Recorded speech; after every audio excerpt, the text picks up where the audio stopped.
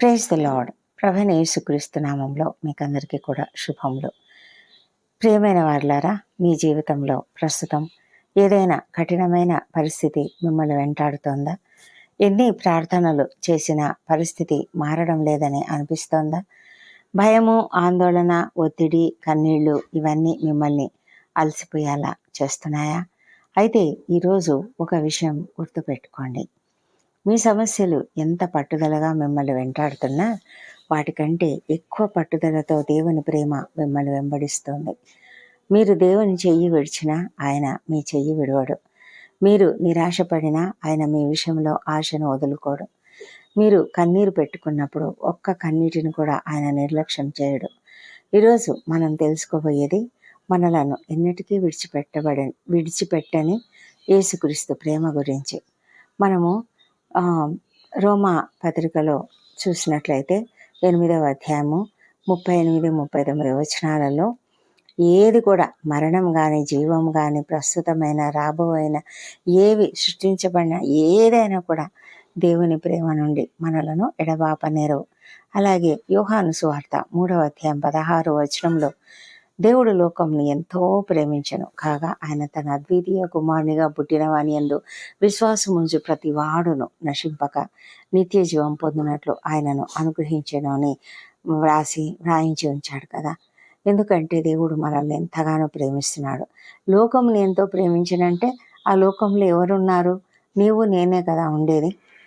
మరి మనలను ప్రేమించాడు కనుకనే మన కొరకు ఆయన తన అద్వితీయ కుమారునిగా పుట్టిన ఒక కుమారుడు ఎవరైతే యేసయ్య ఉన్నాడో యేసుక్రీస్తుని ఈ లోకానికి పంపించాడు. ఎవరైతే ఆ కుమారుని యందు విశ్వాసం ఉంచుతారో వాళ్ళు నిత్య జీవం పొందునట్లు ఆయనను అనుగ్రహించాడు అని మరి దేవుడు చెప్తూ ఉన్నాడు. మన జీవితంలో కొన్ని సమస్యలు మళ్ళీ మళ్ళీ వస్తుంటాయి.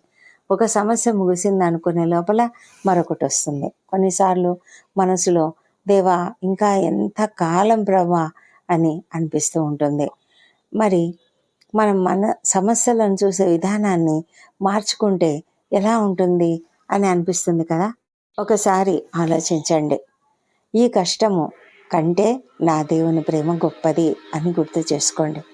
ప్రతి భయం వచ్చినప్పుడు ఈ భయము నన్ను పట్టుకున్నా కూడా యేసయ్య నన్ను ఇంకా గట్టిగా పట్టుకున్నాడు అని విశ్వసిస్తే ఎంత బాగుంటుంది. ప్రతి కన్నీటి సమయంలో నేను ఒంటరిగా ఏడవడం లేదు, నా దేవుడు నాతో ఉన్నాడు అని గుర్తు చేసుకోండి. అప్పుడు మన దృష్టికోణమే మారిపోతుంది. దేవుని ప్రేమ నీ ఒత్తిడి కంటే కూడా గొప్పది. ఎన్ని ప్రెషర్స్ నువ్వు అనుభవిస్తున్నావో కానీ ఆ ప్రెషర్స్ అన్నిట్లో కూడా నువ్వు దేవుని ప్రేమ నీ ఒత్తిడి ఎంత ప్రెషర్స్, ఆ ప్రెషర్స్ అన్నిటికంటే కూడా దేవుని ప్రేమనే గొప్పది. నీ మనసులో ఎంత ఒత్తిడి ఉన్నా కూడా ఆయన ప్రేమ ఆ సమస్యలన్నిటికంటే, ఆ ఒత్తిడి అన్నిటికంటే దేవుని ప్రేమ గొప్పది. నీ భవిష్యత్తు గురించి ఎన్నో ప్రశ్నలు ఉండొచ్చు. ఏమవుతుంది? ఎలా అవుతుంది? ఈ సమస్య ఎలా పరిష్కారం అవుతుంది? నా ప్రార్థనకు జవాబు ఎప్పుడు వస్తుంది? ఈ అప్పులు ఎప్పుడు తీరుతాయి? ఈ పరిస్థితి ఎప్పుడు మారుతుంది అని ఇలా ఆలోచిస్తూ రాత్రులు నిద్ర పట్టని స్థితిలో మనం ఉండొచ్చు. కానీ దేవుడు ఏం చెప్తున్నాడంటే అవన్నీ నువ్వు నియంత్రించవలసిన అవసరం లేదు. నన్ను నమ్ము, నేను వాటినన్నిటిని చూసుకుంటాను అని చెప్తూ ఉన్నాడు. అయితే మనం ఏం చేస్తామంటే వాటినన్నిటిని గురించి ఎప్పుడు ఆలోచిస్తూ ఉంటాం. వాటి కొరకే ఇంకా నేనేం చేస్తే ఇది బాగుపడుతుంది, ఇది నేనేం చేస్తే ఇది సెట్ రైట్ అవుతుంది అని అనుకుంటాం. కానీ మన చేతిలో లేదు అది. మనం అనుకుంటాం మనం చేయొచ్చు అని. కానీ చాలా విషయాలు మన చేతిలో ఉండవు. మన చేతిలో లేని విషయాలను కూడా మనమే నియంత్రించాలని ప్రయత్నిస్తే అప్పుడు మనకు ఆందోళన పెరుగుతుంది, టెన్షన్ పెరుగుతుంది, మరి ఇంకా మనలో ఒకలాంటి ఒత్తిడి పెరుగుతుంది. ఇవన్నీ మనము అనవసరంగా మన చేతుల్లోకి మనమే మన తలల మీదకి తీసుకున్నట్లు ఉంటుంది కదా. అలా కాకుండా వాటిని దేవుని చేతుల్లో పెట్టమని దేవుడు అడుగుతున్నాడు. దేవుడు ఏం చెప్తున్నాడంటే మీ చింత యావత్తు నా పైన వేయండి, నేను చూసుకుంటాను అని. కానీ మనం ఏం చేస్తాము? చింతలన్నీ మన మీదనే వేసుకుంటాము, పోయి దేవునికి చెప్తూ ఉంటాం, ప్రభా ప్రభా అని. కానీ దేవుడు ఏమంటున్నాడే, మీ చింతలు నాకు ఇవ్వండి, మీరు సమాధానంగా ఉండండి. మనం ఎప్పుడైతే దేవుని చేతుల్లో మన చింతలను పెడతామో అప్పుడు మన హృదయంలో సమాధానము మొదలవుతుంది. దేవుడు నీకన్నిటినీ ఎప్పుడూ మర్చిపోడు. మనుషులు మన బాధను అర్థం చేసుకోకపోవచ్చు, మన మాటలను అపార్థం చేసుకోవచ్చు, మన హృదయాన్ని తెలుసుకోకపోవచ్చు. కానీ దేవునికి నీ హృదయంలోని ప్రతి భావం తెలుసు. నీవు బయటకు చెప్పని బాధ కూడా ఆయనకు తెలుసు. రాత్రివేళ నువ్వు కార్చిన కన్నీరు కూడా ఆయనకు తెలుసు. నీ ప్రార్థనలో మాటలు రాక మౌనంగా కూర్చున్న సందర్భం కూడా ఆయనకు తెలుసు. నీ కన్నీరు ఆయన దృష్టిలో చిన్నది కాదు. అందుకే కీర్తనలలో ఏం రాయబడిందంటే, నీ కన్నీళ్ళు బుడ్డిలో ఉంచబడ్డాయి. అంటే ప్రతి ఒక్కరి కన్నీళ్లు కూడా దేవుడు లెక్క పెట్టుకుంటూ ఉన్నాడు. మరి మనం ఎందుకు భయపడాలి, మనం ఎందుకు చింతించాలి? ఈ మాటను మనం చాలా హృదయంలో చాలా ఆలోచించాలి, చాలా ధ్యానించాలి. ఆ విధంగా చేసినప్పుడు మనం తప్పకుండా ఒక నెమ్మదిని పొందుకోగలుగుతాము. నువ్వు ఒకవేళ దేవుని నుంచి దూరంగా వెళ్ళిపోయావనుకో, అయినా కూడా దేవుని ప్రేమ మారదు. కొన్నిసార్లు మనం బలహీన పడతాము, విశ్వాసం తగ్గిపోతుంది, ప్రార్థన చేయలేకపోతాము.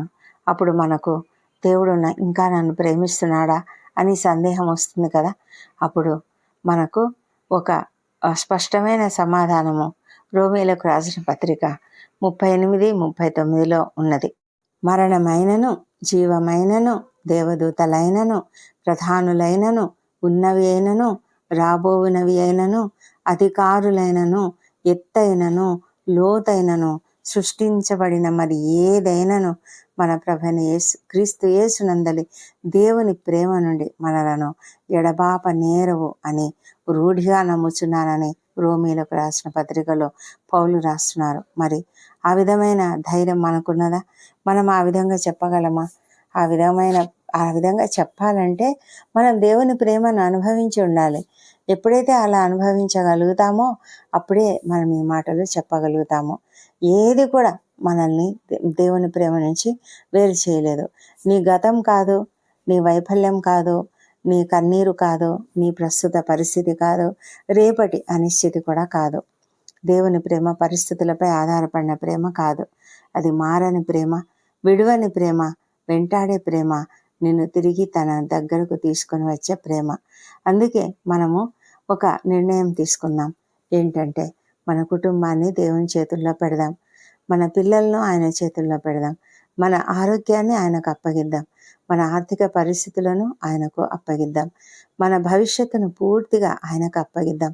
మరియు ఇలా చెప్పుకుందాం, ప్రభా, నాకు అన్నీ అర్థం కావడం లేదు, కానీ నీ ప్రేమను నేను నమ్ముతున్నాను. నా పరిస్థితి మారకపోయినా నీవు మారవని నాకు తెలుసు. నన్ను విడువని నీ ప్రేమలో నేను ఎంతో నెమ్మదిగా ఉన్నాను అని మనం దేవునితో చెప్పగలిగితే దేవుడు మనల్ని ఎంతగానో ఆశీర్వదిస్తాడు.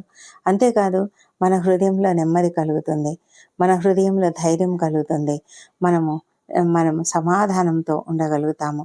కనుక మనం ఆ విధమైనటువంటి జీవితం కొరకు, ఆ విధమైనటువంటి గొప్ప నిరీక్షణ కలిగి ఉండడం కొరకు దేవుణ్ణి ప్రార్థన చేద్దాం. ప్రార్థనలలో ఏకీభవించండి, తప్పకుండా ప్రార్థనలలో పాల్గొనండి. పరిశుద్ధుడైన దేవ, ప్రేమ కలిగిన మా ప్రియ పరలోకపు తండ్రి, ఈ సమయంలో నీ సన్నిధికి వచ్చిన ప్రతి ఒక్కరిని నీ చేతులకు అప్పగిస్తున్నాం.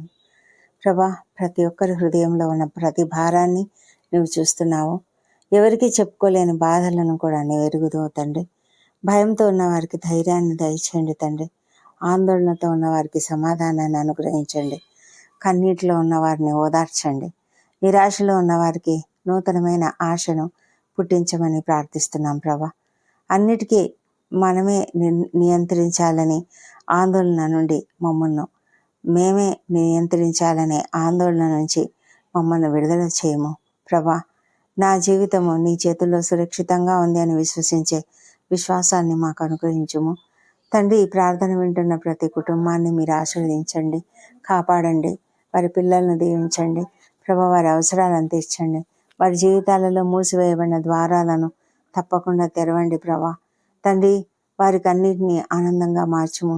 గందరగోళంలో ఉన్న వారికి దారి చూపమని ప్రార్థిస్తున్నాము. ప్రభా, బలహీనతలో ఉన్న వారికి బలం అనుగ్రహించండి తండ్రి. ప్రభా, ముఖ్యంగా నీ ప్రేమ నుంచి మమ్మల్ని ఏది వేరు చేయలేదనే సత్యాన్ని మా హృదయంలో స్థిరపరచుము. ఈ దినము నాయన నూతన వారంలో మేము ప్రవేశించి నూతనంగా ఇంకా రొటీన్గా మా పనులు మేము వెళ్ళి చేసుకోవాలి. అయితే మా పనులలో మేము ఉన్నప్పుడు తండ్రి మీ కృప మాకు అనుగ్రహించండి తండ్రి. మాకు ఎలాంటి సమస్యలు లేకుండా కాపాడండి. మా ఉద్యోగ జీవితాలలో మమ్మల్ని నీ చిత్తానుసారంగా వాడుకొనండి. మా నోటి మాటలు, తలంపులు, క్రియలు సమస్తం కూడా నీకు అనుకూలంగా ఉండినట్లుగా సహాయం చేయండి తండ్రి. మా ప్రభా తండ్రి, మరి చదువుకుంటున్న బిడ్డను దీవించి వారికి మంచి ఆరోగ్యము, తెలివి, జ్ఞానము, మరి శోధనలలో చిక్కుకొనకుండా మరి జాగ్రత్తగా ఉండినట్లుగా సహాయం చేయండి తండ్రి. మా ప్రభానైనా మరి ఇంటర్వ్యూలకు హాజరవుతున్న వారికి విజయం అనుగ్రహించండి. ఉద్యోగాల కొరకు ఎదురు చూస్తున్న ప్రతి ఒక్కరిని కూడా దీవించి వారికి చక్కటి ఉద్యోగాలు అనుగ్రహించండి. మా ప్రభానైనా ఎంతమంది అయితేనైనా వివాహ ప్రయత్నం చేస్తున్న వారికి సఫలత అనుగ్రహించండి. సంతానం కొరకు ఎదురు చూస్తున్న వారికి తప్పకుండానైనా మీరు సంతానం అనుగ్రహించండి. లోపములు సవరించండి. నీకు సాధ్యమైనది ఏది లేదు తండ్రి. సహాయం చేయండి. గర్భిణీ స్త్రీలను ఆశ్రయించి వారికి సుఖమైన ప్రసవం అనుగ్రహించండి ప్రభా. ప్రతి కుటుంబంలో సంతోషము, సమాధానం అనుగ్రహించండి. కలతలు తీసివేయండి. బిజినెస్ చేస్తున్న వారికి తప్పకుండా చక్కటి అభివృద్ధిని అనుగ్రహించండి. మా ప్రభా, ఎవరైతే ఈ దినం నూతన కార్యములు ప్రారంభిస్తున్నారో, నూతన శుభకార్యాలు, నూతన హౌస్ కన్స్ట్రక్షన్స్ జరిగిస్తున్నారో వారందరినీ కూడా నాయన కనికరించి చక్కగా జరిగించమని, ఆది అంతం నీవైండి నడిపించమని కూడా ప్రార్థిస్తున్నాం తండ్రి. మా ప్రభా నాయన, మరి బిజినెస్ ప్రతి ఒక్కరిది కూడా మరి ఎంతో జ్ఞానంతో వారు చేయనట్లుగా సహాయం చేయండి. అనారోగ్యంతో ఎవరైతే ఉన్నారో వాళ్ళని స్వస్థపరచండి నాయన. ఎంతోమంది క్రిటికల్ కండిషన్స్లో ఉంటున్నారు. వాళ్ళని దీవించి వారికి ఉన్న సమస్యలు తొలగించండి. సంపూర్ణమైన ఆరోగ్యమును వారికి దయచేయండి తండ్రి. ప్రభా, స్వస్థత శీఘ్రంగా అనుగ్రహించండి. మా ప్రభా, కుటుంబ సభ్యులకు ఉన్న ఆందోళనను తొలగించండి తండ్రి. మరి ఇంకా ఎంతోమంది సర్జరీలు గుండా వెళ్తున్నారు. వారిని సిద్ధపరచండి.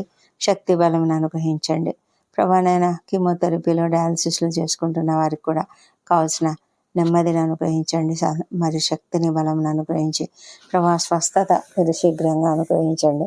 ఇంకా అనేక రకాల బాధలు అనుభవిస్తున్న ప్రతి ఒక్కరిని కూడా స్వస్థపరచమని ప్రార్థిస్తున్నాం తండ్రి. దేవా ప్రభా, రక్షణ లేని ప్రతి ఒక్కరిని రక్షించండి.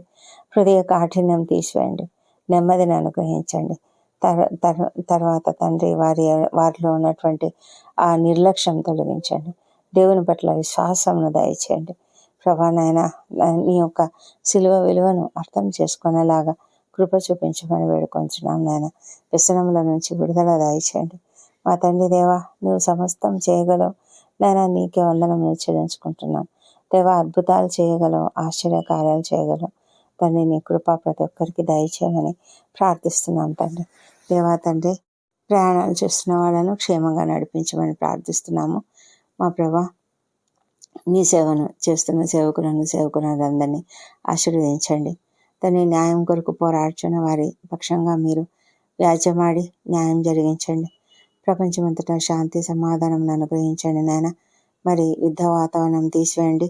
ఇశ్రాయేల్ దేశంను దీవించండి. యెరూషలేమును దీవించి వారి నగరులలో క్షేమము, వారి ప్రాకారములలో నెమ్మదిని దయచేయమని ప్రార్థిస్తున్నాం తండ్రి.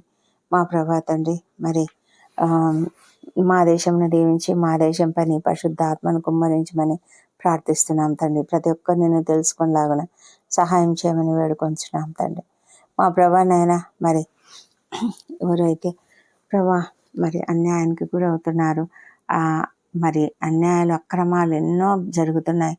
వాటన్నిటిని అరికట్టండి. ముఖ్యంగా సేవకులపైన జరుగుతున్న అన్యాయాలను, ప్రభా దాడులను అరికట్టమని ప్రార్థిస్తున్నాం తండ్రి. దేవా తండ్రి, ఇది నా బర్త్డేలు, వివాహాలను జరుపుకుంటున్న బిడ్డలను దీవించి గడిచిన సంవత్సరం అంతా మీరు వారికి చేసిన ప్రతి మేలును బట్టి నీకు వందనములు.